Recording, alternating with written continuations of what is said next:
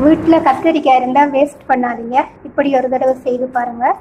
கத்தரிக்காயை நாங்கள் சின்ன சின்ன கட் பண்ணி பொரிச்சு எடுத்துட்டு அதுக்கு பிறகு நாங்கள் நல்லெண்ணெயை யூஸ் பண்ணி இதில் வெள்ளைப்பூடு, கருவேப்பிலை, இஞ்சி, கட்டத்தூள், 2 ஸ்பூன் சீனி, 2 spoon soya sauce, 2 lemon juice இதெல்லாம் இதில் சேர்த்து நாங்கள் மிக்ஸ் பண்ணி இப்படி நாங்கள் செய்து எடுத்தோம்னு சொன்னால் ஒரு கிழமை, 2 கிழமை, 3 கிழமைக்கு 1 மந்த்துக்கு நாங்கள் ஃப்ரிட்ஜில் ஸ்டோர் பண்ணி வச்சு நாங்கள் சாப்பிடலாம். ரொம்ப சுவையாக இருக்கும். நாங்கள் வெள்ளை சோற்றோடு சேர்த்து சாப்பிடலாம்.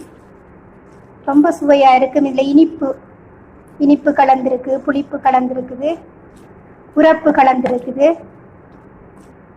எல்லா சுவையும் சேர்ந்துருக்குது. ரொம்ப டேஸ்ட்டாக இருக்கும். நீங்களும் ஒரு தடவை ட்ரை பண்ணி பாருங்கள். பொரித்த கத்தரிக்காய்